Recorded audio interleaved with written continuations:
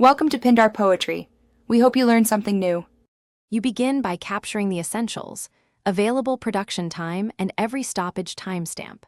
Start a simple log or digital tracker now, note cause codes, and whether the event was planned.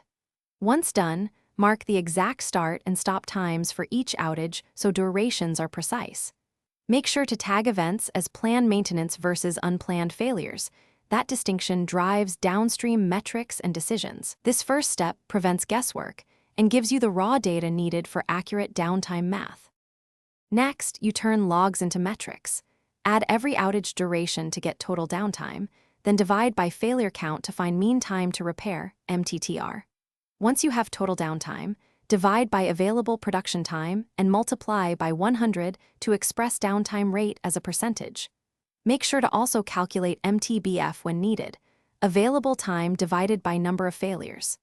These ratios let you compare machines, shifts, or lines objectively and prioritize fixes where they reduce downtime. Finally, you package results into a clear report or dashboard showing downtime percentage, MTTR, MTBF, and the top contributing causes.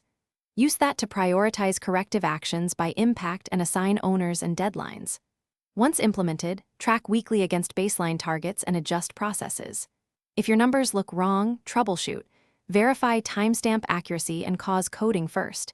Inconsistent logs cause most errors. Fix logging issues, then recompute. Accurate inputs equal reliable downtime metrics. Thanks for watching. Consider subscribing if we helped you.